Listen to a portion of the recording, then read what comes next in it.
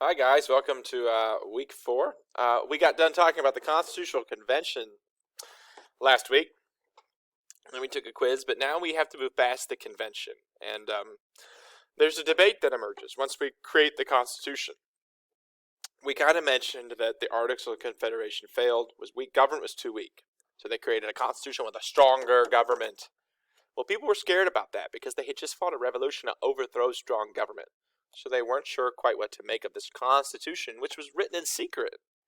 And so, obviously, there's going to be a debate that emerges. All the states 9 of the 13 states have to ratify the Constitution for it to take effect.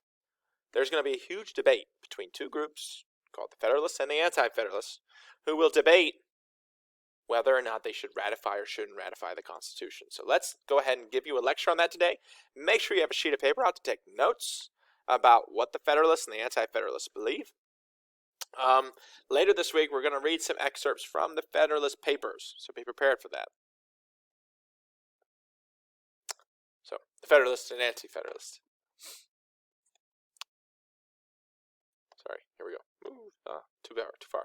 So, as I said, once the Constitution was written, it must go to the states for approval. And 9 of the 13 people will be able to vote for or against the Constitution. Federalism, a system of government in which power is shared between the states and the national government, all right? So we live in a federalism or a federalist system where there's state governments which have some powers and there's national governments which have other powers. James Madison, who, as we know from the convention, was known as the father of the Constitution, writes the Federalist Papers because he supports a strong central government. He also writes the first 10 amendments to the Constitution, which we'll talk about later, known as the Bill of Rights. Alexander Hamilton, another writer of the Federalist Essays, supports a strong national government. And he actually writes the most essays, and he gives the best arguments, in my opinion, and supports a strong national government and the ratification of the Constitution. Those were both Federalists. An Anti-Federalist, all right, a famous one was called Patrick Henry, who was an active leader during the Revolution who demanded that the British give me liberty or give me death. And he is against the Constitution because it reduced states' rights and had no Bill of Rights initially. There were also other Anti-Federalists, such as George Mason, who wrote the Virginia Declaration of Rights, which becomes a model for the Bill of Rights. He refused to sign the Constitution until a Bill of Rights would be included at the national Constitution. So, an unfair advantage.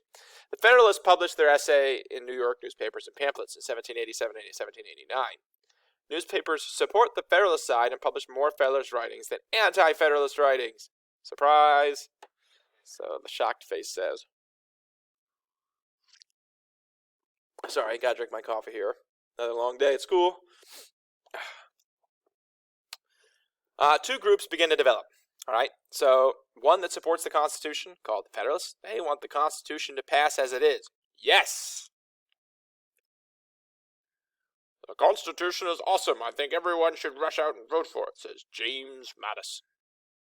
Also your fourth and shortest president. So Federalists believe in some of the following things. First of all, they supported taking some powers from the states and giving them to the national government. Remember that states were too powerful and wild under the Articles. They needed to be reined in, said the Federalists. They wanted to divide powers among the different branches. So executive, judicial, and legislative. So President, Supreme Court, Congress. Wanted a single person to lead the executive branch. It would be George Washington once we approved the Constitution. They also approved the need for national taxation, right? One of the problems of the Articles was that the Articles didn't have the power to tax in the federal government, and our country's national government was literally bankrupt. Also, they believed in a strong national defense, an army, and the protections of citizens' rights. So then there are the Anti-Federalists. The Constitution is not worth the paper it's printed on. Where's the Bill of Rights? So, They wanted the states to keep most of the important powers. They were okay with states having the say. They wanted the legislative branch to have more power than the executive branch. They did not want a strong executive. They were scared of another King George. They feared a single person in the executive branch might become a king and a tyrant, just as I said, scared of a King George. Believed a Bill of Rights needed to be added to the Constitution to protect people's rights. And this was a big deal because they would add a Bill of Rights and this would actually sway the debate. Also, they were scared of the threat of a national tax. Obviously, the revolution, part of its start was taxation, so taxes were kind of a touchy subject. Both sides published their viewpoints in newspapers and pamphlets. The Federalist Papers are the most famous, a series of essays which supported the Federalist viewpoint, and they wanted the Constitution to pass. We're going to read some of the Federalist Papers next week. So, the Federalists support removing some powers from the states and giving more powers to the national government, favor dividing powers among branches, propose single-person executive, no Bill of Rights. They are inferred in the Constitution. Sorry about that. Anti-Federalists wanted important political powers to remain with the states, wanted the legislative branch to have more power than the executive branch, and feared that a strong executive might become a king or a tyrant. And they believed a Bill of Rights needed to be added to the Constitution to ensure the people had adequate protection. So the Federalist Papers were written by mostly Alexander Hamilton and, Alexander Hamilton, is this Hamilton? Yeah, Alexander Hamilton, James Madison, and John Jay. John Jay actually got sick and only wrote 5. Hamilton wrote 50, and James Madison wrote 20 to 30 of the Federalist essays. The Federalists had an advantage because most newspapers supported their cause, so they published their writings. Take a moment and reflect. Do the Anti-Federalists care more about protecting individual rights or promoting the common good? Do the Federalists care more about protecting individual rights or promoting the common good?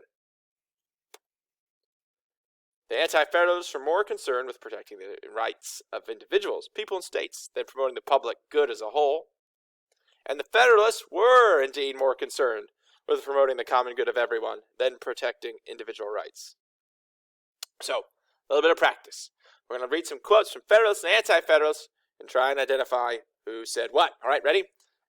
All communities divide themselves into the few and the many. The first are the rich and the well-born. The others, the mass of people.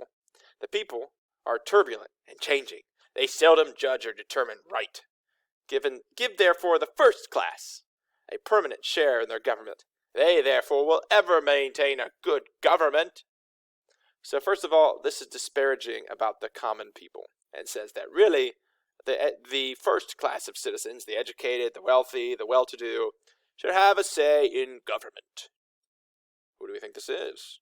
Is this all the people or the common good of all the people? Federalists? Anti-Federalists? If you said Federalists, you'd be right. So that's one example. Here's quote 2.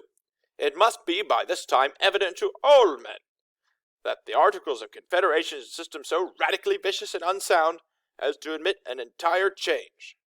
Who said this?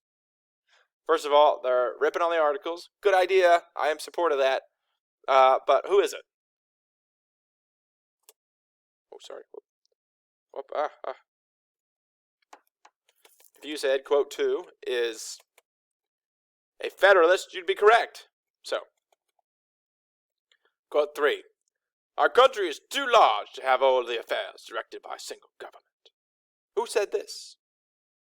They're worried about country being too large for a single strong government. If you said Anti-Federalists, you'd be correct. Let's do one more. So, I consider the foundations of the Constitution as laid on this ground, that all powers not delegated, given to the United States by the Constitution, nor prohibited to the states, are reserved to the states or to the people. So, talking about power to the peoples, said this. If you said Anti-Federalist, because we're talking about ensuring people have lots of powers and rights, you're correct. So, Make sure you took good notes. Respond to the discussion question. You guys are going to read some stuff about the Federalists and Anti-Federalists this week. The Federalist Papers, to be exact. Good luck.